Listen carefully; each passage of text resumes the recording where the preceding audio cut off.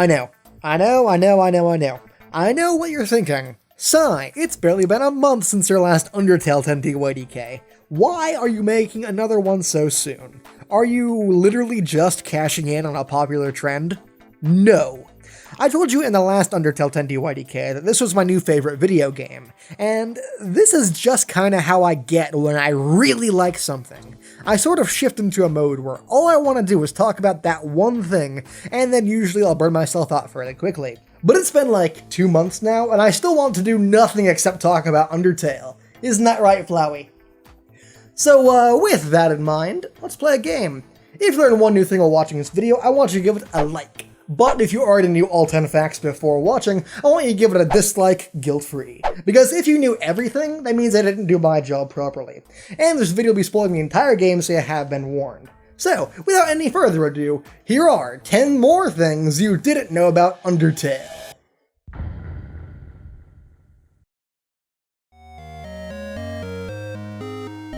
So during the neutral ending, when you lose to Flowey and get the game over screen, right before the crash, you'll hear Flowey's laugh along with a hellish sounding background noise. But would you believe me if I told you that background noise is actually the normal game over song, Determination, sped up by about 50%?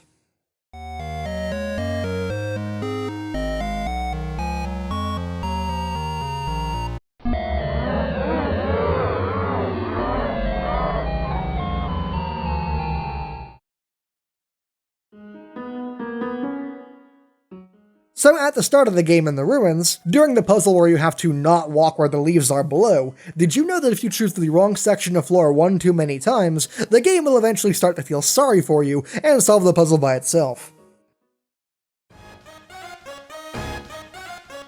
So at the end of the pacifist version of Undine's fight, did you know that if you stand to the upper left of the water cooler and press A, the game will give you the option to pour out the cup of water you have onto the ground? And if you do this a frankly insane amount of times, the cooler will eventually run out of water. And if you do it one last time, a text box will say, "Sadistically, you've poured out all the water right in front of Undine's eyes." Wow, that is some genocide version Frisk level stuff. Did you know there's a unique response during the Omega Flowey fight if you decide to keep running into Flowey's friendliness pellets after beating him?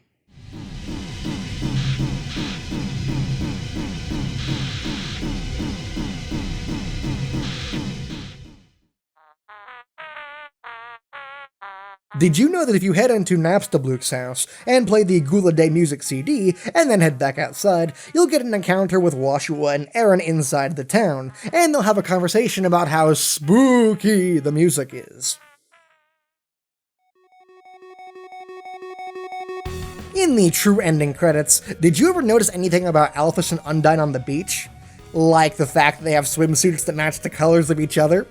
Does anyone else hear that? I think it's the sound of Tumblr going berserk. Oh, speaking of, side tangent, I actually created a Tumblr Cat recently for the sole purpose of keeping up with a bunch of Undertale AUs. My personal favorite is Flowey and Frisk, which takes place in the best alt-universe possible, the Flowey Pot AU. Anyways, I stole my Twitter profile pic from that, so I feel obliged to inform you that yes, it is absolutely adorable, and you should go check it out. Anyways, moving on.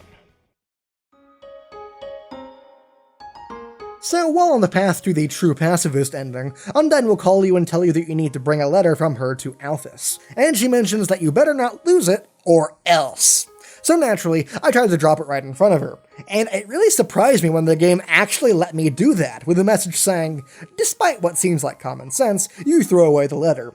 And fearing that I had accidentally screwed myself and gotten a one-way ticket to the neutral ending, I went up and talked to Undine again, and she actually acknowledged that I'd lost the letter, saying, "What? You lost the letter? What the heck? How? Why? Ugh, this is unbelievable. You know, I should be really disappointed in you, but to tell you the truth, I'm kind of relieved. While you were gone, I actually wrote a way better letter, and this time you won't lose it. I guarantee it." And gave me a replacement letter titled Undine Letter EX. And so naturally, I attempt to drop it again, but when you try to, it says, "The letter is too powerful to throw away. It gets the better of you." So there are a ton of details on character sprites that are really easy to overlook. For example, when Mettaton was first introduced as a killer robot, my mind took one look at his screen and saw a skull. But in actuality, I was supposed to be looking at what I had assumed to be the negative space, which is actually an M for Mettaton, obviously. Alternatively, did you notice that the marks on Papyrus's armor are the same as the ones on Starman from Earthbound? Or, how about how God of Hyperdeath Azrael looks like the symbol for monsters, wings and all? Or, how about how Omega Azrael has the other half of the friendship locket hanging from his neck? So I admit, this next trivia bit is getting dangerously close into the realm of theory crafting for my liking, rather than being actual trivia. But that being said, I do think it's a strong enough theory that it deserves a mention. So, did you ever consider why exactly monsters turn into dust when you kill them in Undertale? I mean, yes, it is just what happens to them in this universe, but if you read into it, there's actually a metagamey aspect to it. So in video games, when you're grinding enemies, it means you're killing them for XP and levels. But in Undertale, you could also use the other definition of grind, which is to reduce something to small particles or powder by crushing it. So in Undertale, when you're killing something, you're not only grinding them in the RPG sense of the word, but in the literal sense of the word as well. So, this is it, the #1 spot. I have to find another fantastic trivia bit to sate a fanbase that actively consumes every little thing about this game. So, here goes nothing. Did you know that Flowey can be seen following you at various points in the game? Kidding, although it does kind of tie into the #1 spot.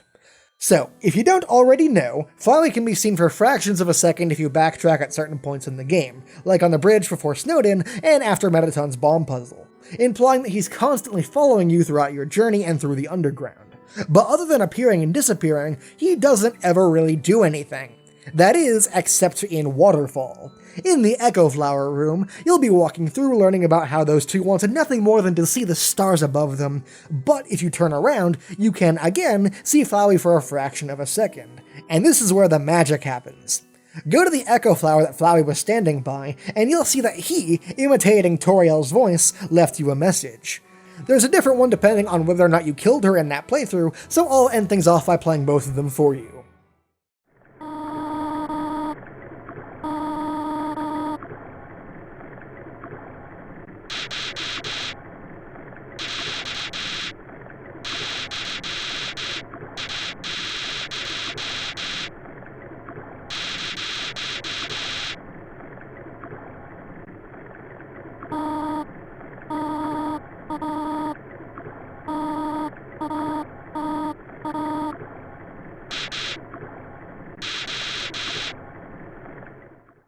Well, that was depressing.